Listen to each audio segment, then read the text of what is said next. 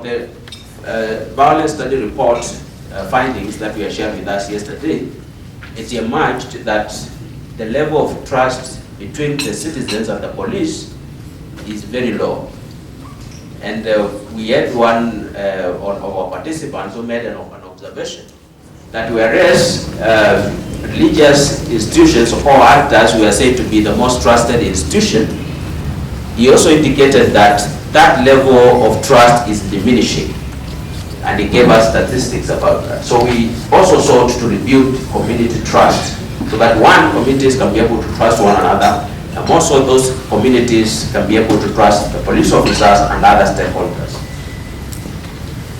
And therefore also one thing, we also sought to focus on building better relationships between state institutions, especially the police and the communities they serve. And to build those relationships, we said there's no better way of building those relationships other than having dialogue. And so we have held 4 ward dialogue forums. And I want to appreciate the partners who have supported us so far, because in those dialogue forums, through the office of the OCPD, in every of those dialogue forums, we have had the presence of the OCS, area officer commanding station. We have had the area command or the OCS. We have had the chiefs. Some of the chiefs are here with us. We have also had the private sector, the civil society, and also administration police officers. And we have had meaningful communities raised. We have been able to see immediate results, and other results have been progressive. So through those engagements, we have been able to build better relationships between state institutions, especially the police at the community level and the communities that they serve. One thing also in this pilot project also we sought to, and again also building those state better relationships, we have also held the municipality dialogue forums where many of us have participated. And it has been also quite encouraging to see in a forum like this, seeing the police, seeing the national government, county government, civil society, private sector coming together to discuss common issues affecting us. The last aim was to look into improvements in data collection and mechanisms. And that has come out through, we have been able to do that through the violence prevention, the research that we undertook. And one of the things we are keen on in the research is to understand what are the current reporting frameworks. If you go to a police station, if you go to a chief, if you go to the general hospital, the gender-based unit and all that, what is the current framework of reporting? What is the current framework of data collection?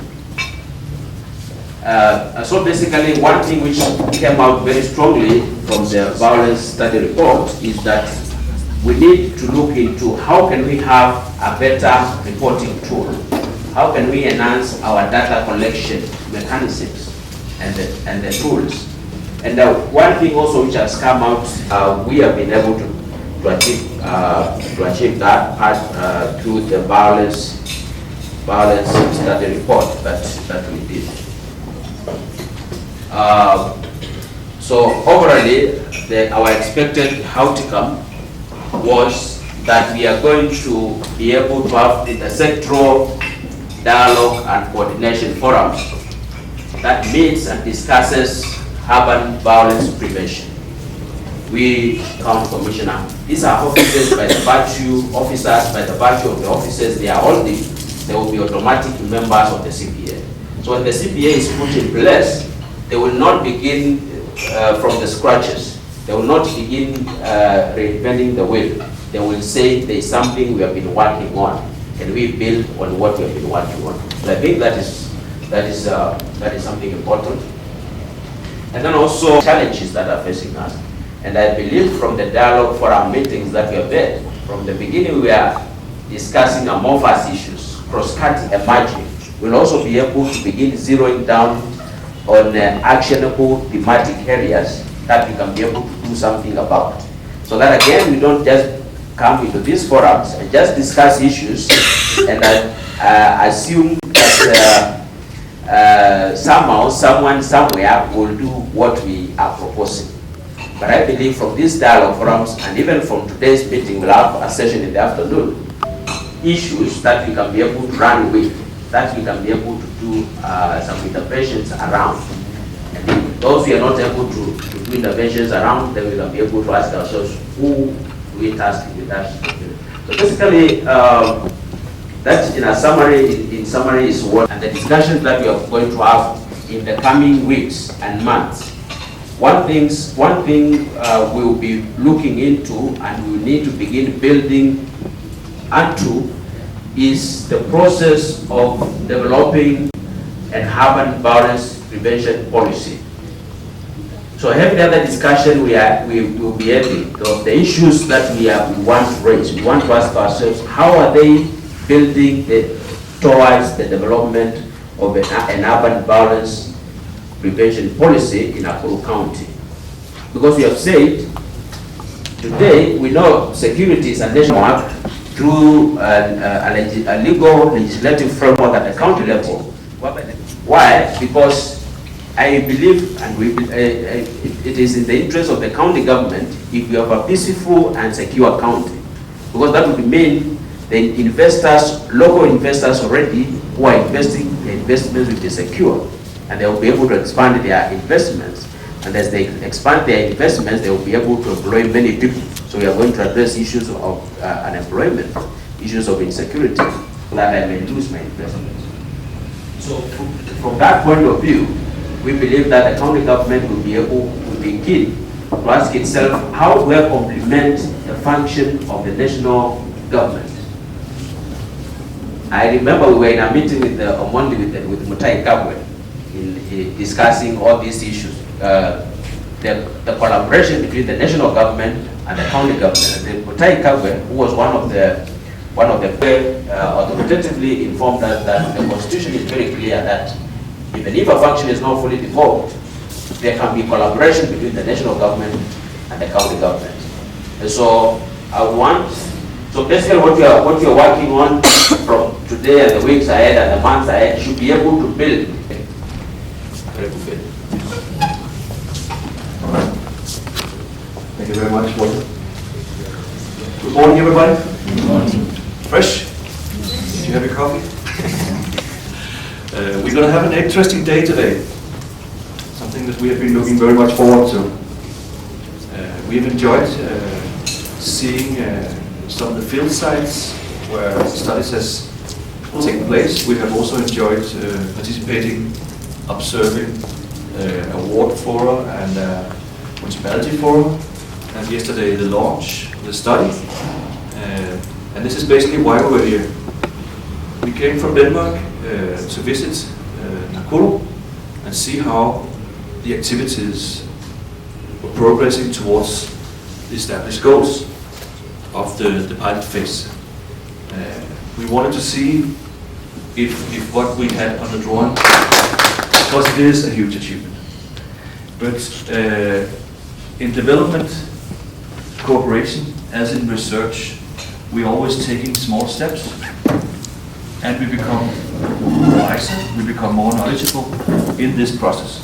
And what we have seen is that the process of getting to a good policy needs to be grounded. Also, we have seen that the CPA, the County Policing Authority, is not the goal of the process. It's a means towards the goal of the process. So we shouldn't sit back and say the minute that the CPA, and not just the 5 people or 10 or 15 sitting in a CPA for the luck, because it could be that we replicate some old stories in Kenya where certain committees don't work. So we have to make sure, how do we make it workable? How do you make it actionable? That's a huge challenge. For this reason,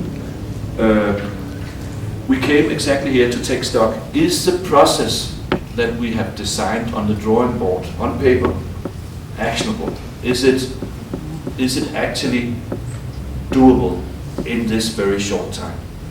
We had a great meeting yesterday evening, pre-evaluating a little bit what we had seen so far together with Mr. Mundi and Walter.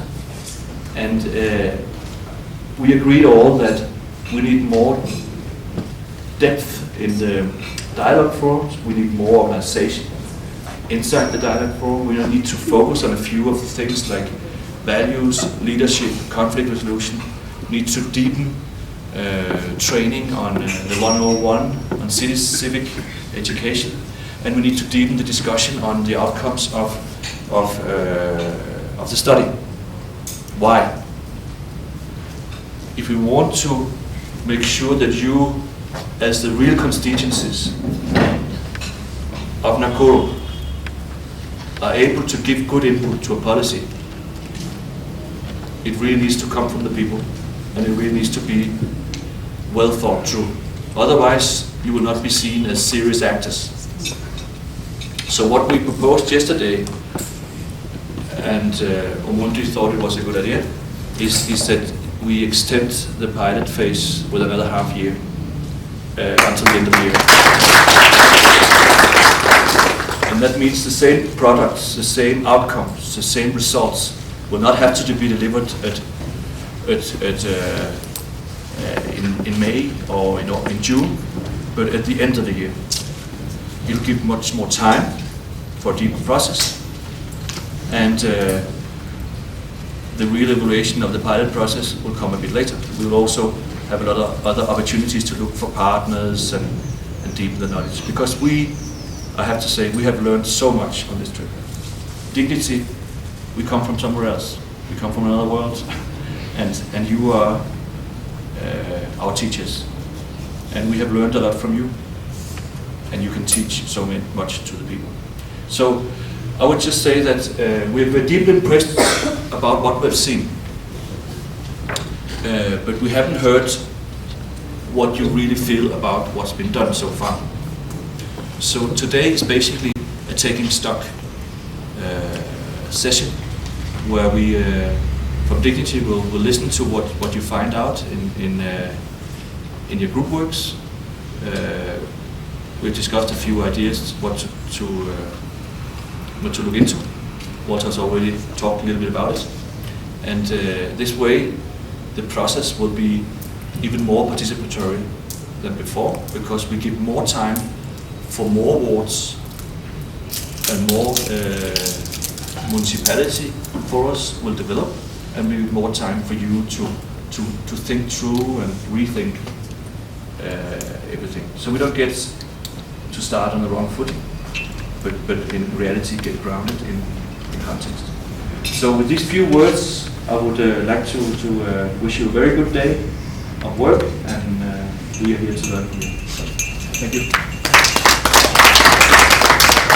We need a better clap for the extension.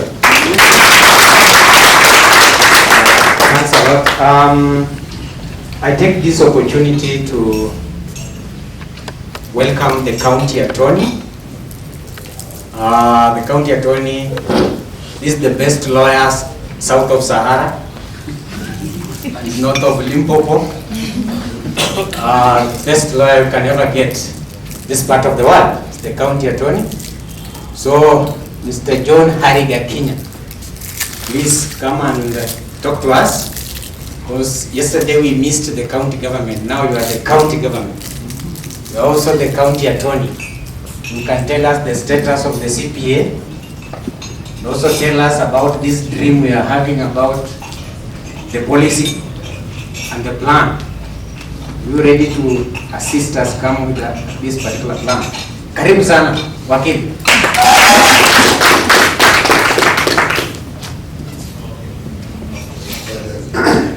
Good morning, everyone. Good morning.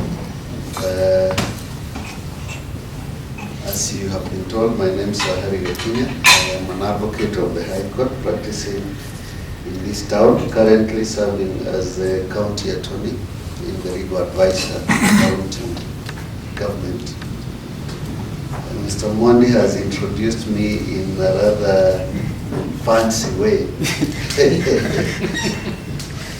Well, it's interesting. I didn't know that good until today. First, I have to give my apologies. I was meant to be here yesterday to represent the county government. Unfortunately, I was held up. I got held up in court. We had a long land matter. That took us almost the whole day, from 10 to 5 in the evening, and we could not finish. Still, we decided to adjourn to another date. Today also, I was meant to start with you early in the morning. I was also not able to be here that morning because I was given other assignments. Among them are also part of the issues you're dealing with. Let me say that the county government is grateful for the work being done by the MidRift Human Rights Network.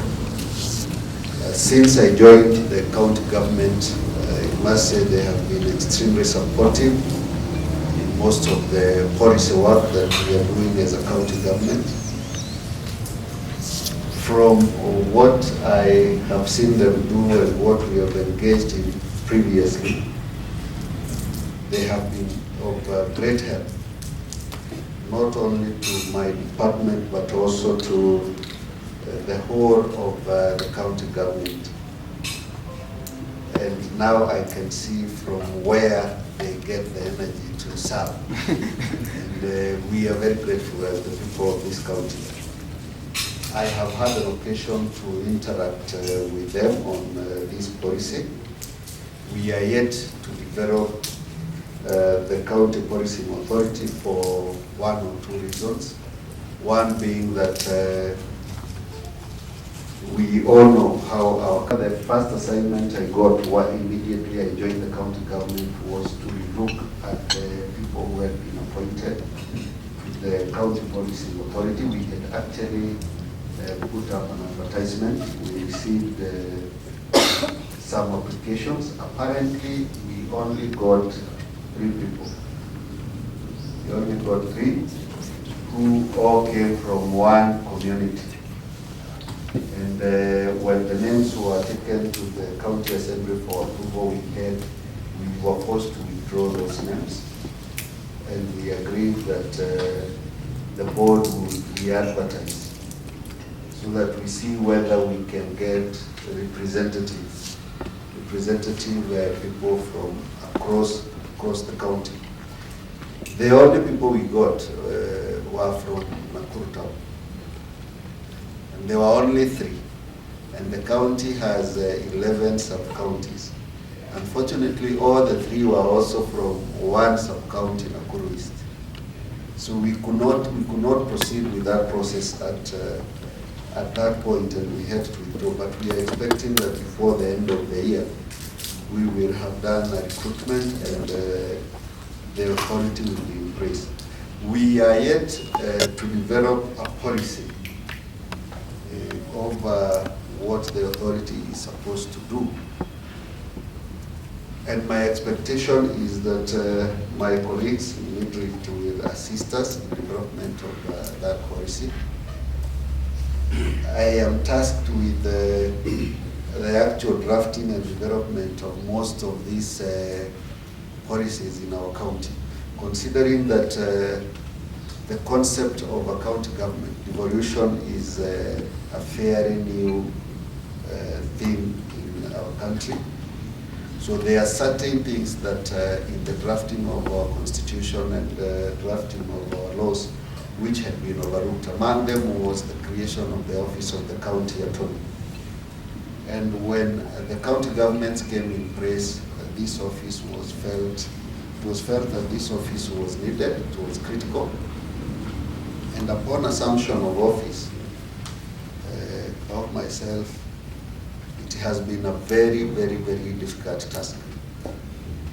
You can imagine advising on all those devolved functions, drafting all the statutes, amending the already drafted statutes, and thinking of a county policing authority. It is a huge task that I humanly may not manage within the remaining term that I have of about now 7 to 8 months.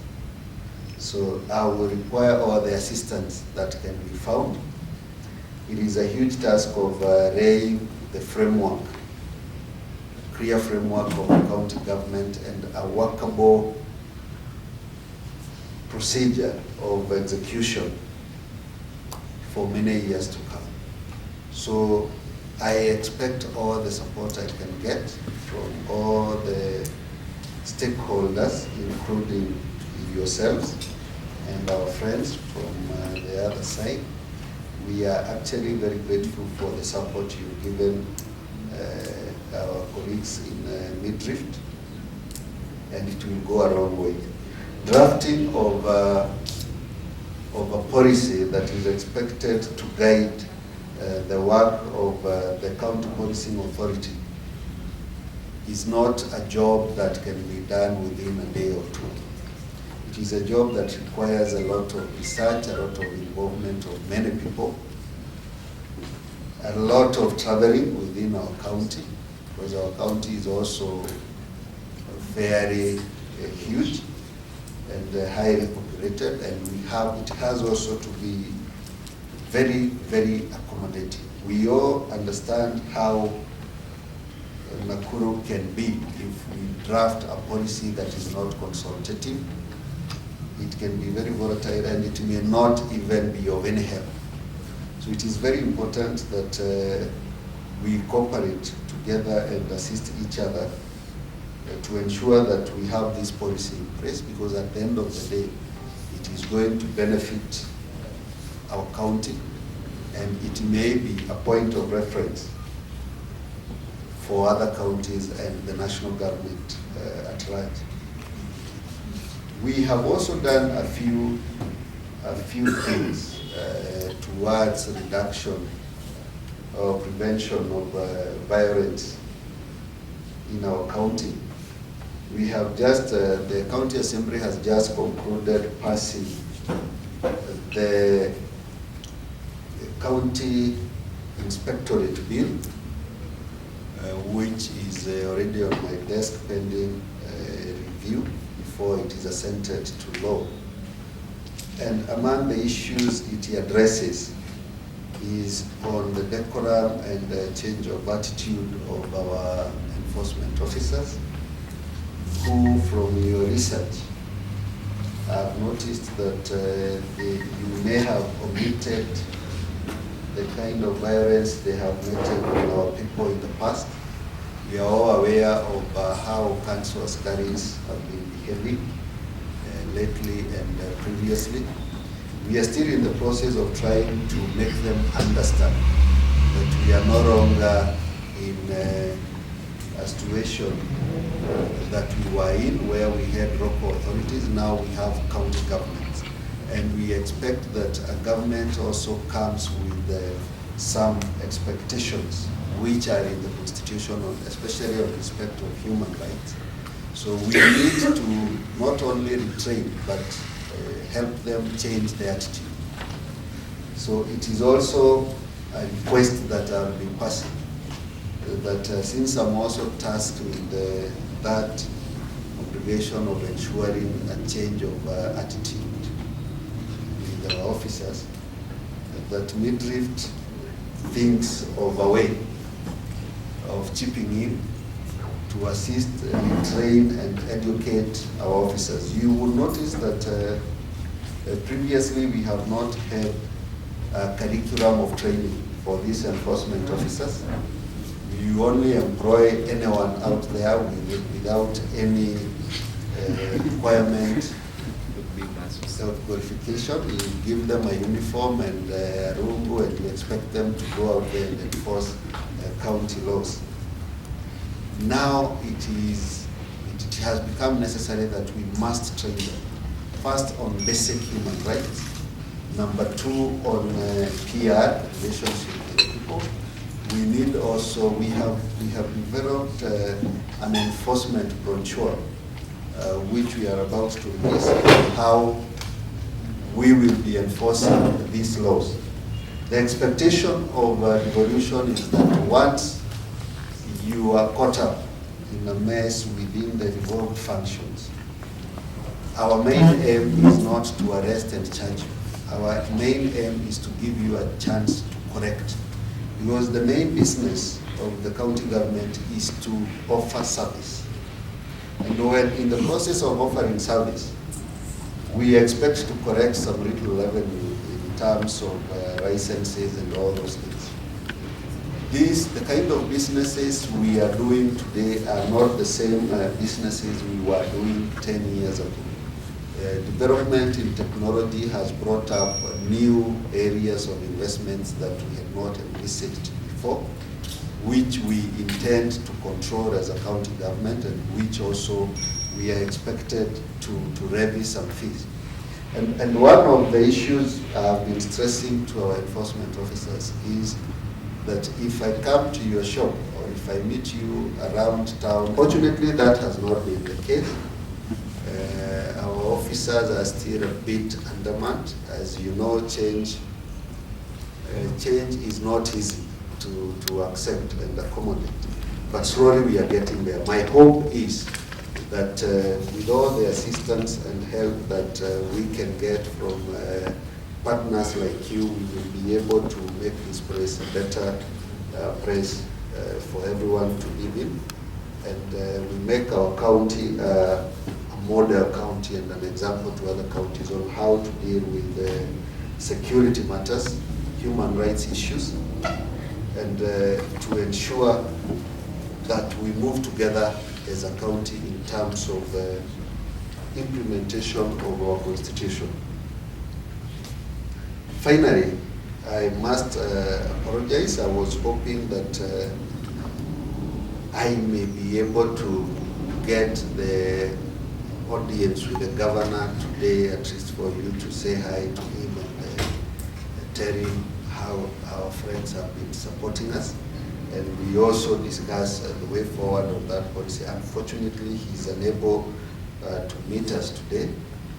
But if we will be still around, it is very important that we have that interaction before our friends leave. So I will try and see whether it will be possible. And putting into consideration the times we are in now.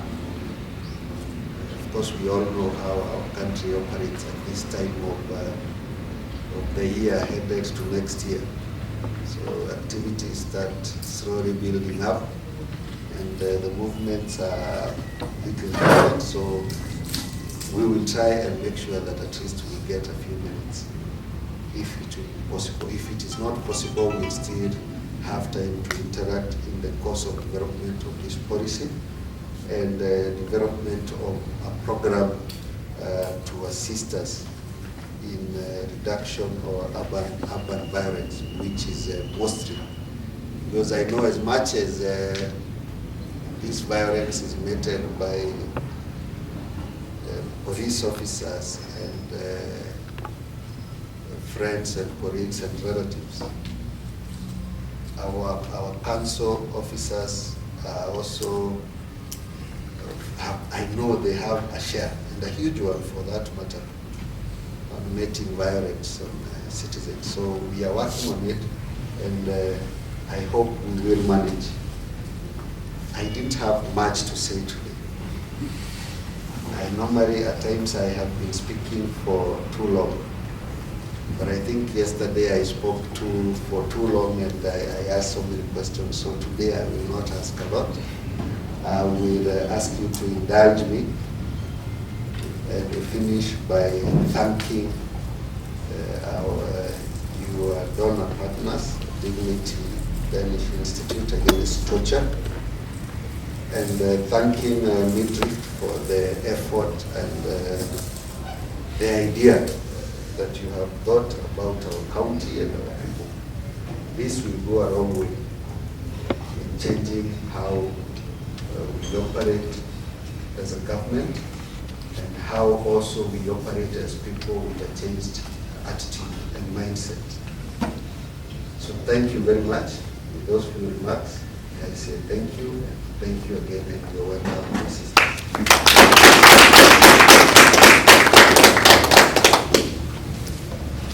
Thanks a lot. Very enriching plenary. At least people can ask questions. I'm assured. An hour or two. But the plenary is coming soon, and I need you in the plenary so that at least there are some questions here people can ask. Thanks a lot. Who is next? Claire.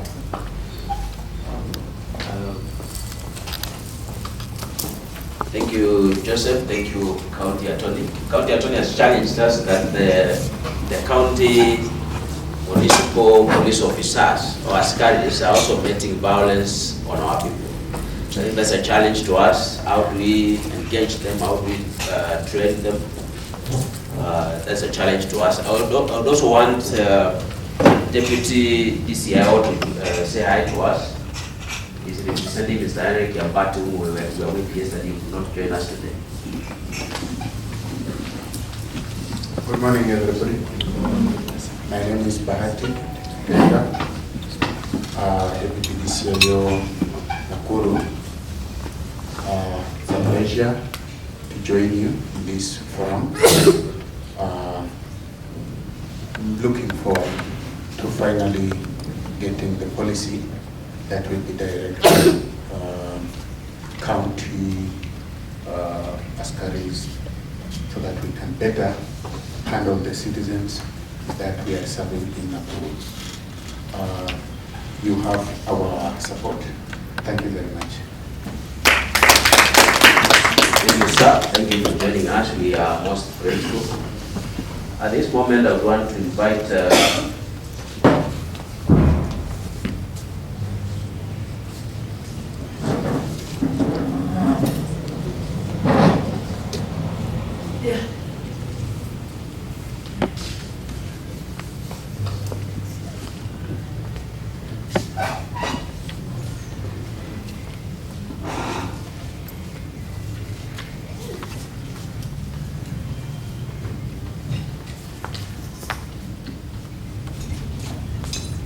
everyone. Morning.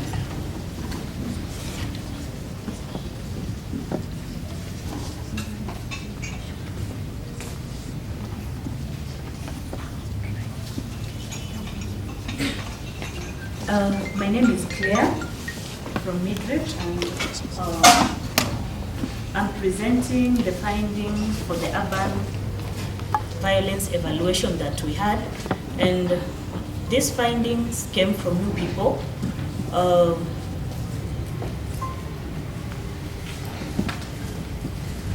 First, we are looking at the evaluation objective, and the major objective for carrying out this evaluation was to assess how far the project goals have been met. That is what we want to find out. But then we had subdivided, or we came up with smaller objectives to help us achieve our broader goal. The first one was to produce knowledge on the stakeholders' understanding of urban violence towards the end of the pilot project. The second one was to assess the impact of the training on the participants' understanding and practice in relation to transformational leadership and conflict resolution. The third one was to assess the efficacy of police-citizen dialogue forums. And you should note that the dialogue forums were conducted at the municipality and at the ward level. And the last one was, we wanted to know the lessons learned from the pilot project and how these lessons can inform future interventions. About the evaluation was conducted between a period from 21st April to 10th of May, and it targeted the following categories. One, we had those ones who had been trained. The people who had been trained were two categories. We had senior police officers, and we also had civil society organization members. The other category was, we were looking at people who attended the ward dialogue forums and the municipality dialogue forums. The dates have been given. We administered the questionnaire in the following ways. The participants of municipality dialogue forum, we had the forum here, so we gave 25 participants questionnaires, and we realized that there were some police officers who had been trained in the senior police officers training who are not here, so we added them, and then we also targeted people from the ward dialogue forums, because we realized that some people, okay, there is a group that usually attend ward dialogue forums, but they were not with us when we are administering the tool, the methodology that we used. We had a sample size of 80, and we administered 80 questionnaires, but then only 44 were returned. Let me not use the word only, because it was, I think, 55%, which was a good number, and we decided that one would be able to generalize. Why only 44? For the 25 who are here, it was easier. We give you the questionnaires and you return them the same day. But then it was a challenge in the ward, because we had to follow these people up. You give a questionnaire, somebody does not return, so it explains the questionnaire return rate. How did we do this? We used stratified sampling technique, whereby we divided the participants in 4 stratas. The first strata was those ones for civil society organization. We had the police, we had administration, and for administration, we had administration both from the national government and the county government, and then we had the community, who mostly we reached them through our ward dialogue forums. After stratifying them, we used simple random sampling, where we were now identifying the people. We stratified them into a group of 20, and then after that, we just listed the names, and we would use simple random sampling technique to pick. The questionnaire was both open, had both open and closed-ended questions. We did the analysis using SPSS, and then we presented them in counts, percentages, descriptive summaries, and cross-tabulation. Let us look at the results. On gender, there were more male than female. 54.5 were male, but 45.5 were female. This is still a good number, much as they were not like equal, but there was equal representation. On the categories, majority of people who attended the whole of the who participated in the project, we had civil society organization leading with 22.7. After that, we had police officers, 20.5. We had residents association, 13.6, and all those categories presented here. What was interesting is that at least we have reached different categories. So in our message of urban violence prevention, we assure that the different, you cannot see, Moses, my technical guy. It's not eye-friendly. Ah, sorry. He's the IT person.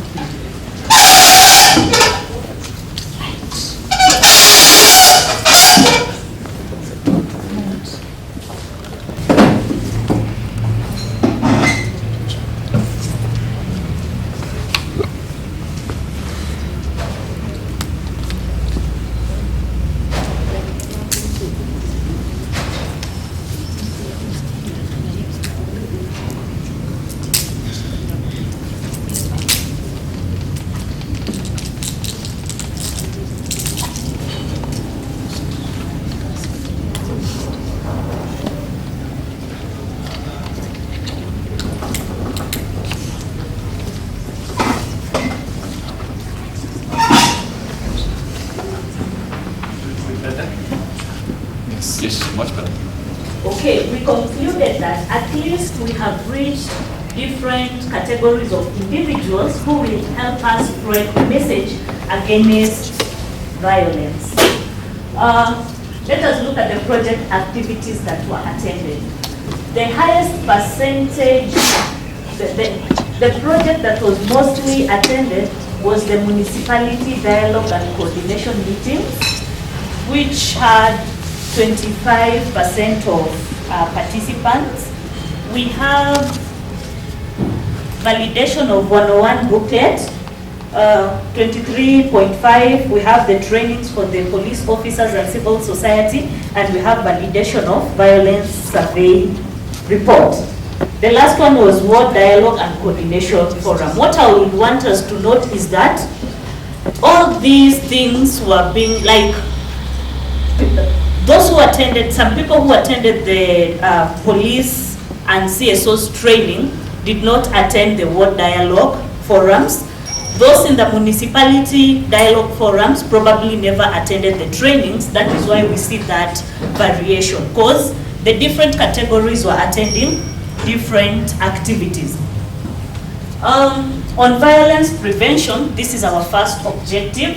We asked, has the pilot project enhanced knowledge on violence prevention? We see a good majority of people, only one person said no, meaning 97.7 are of the opinion that their knowledge on violence prevention has been enhanced out of this project. So it means that the pilot project had an impact because these people did not have prior knowledge on conflict resolution, and then they've been trained. You're giving them new knowledge which will help in urban violence prevention. Upon ranking, 10 ranked the training as very useful, and the average is 8.4. We were ranking between 1 and 10, 1 being not useful, 10 being very useful, so that is a good finding. The participants were further asked the elements of conflict resolution that they had learned and they usually incorporate in their daily work. The results are presented there.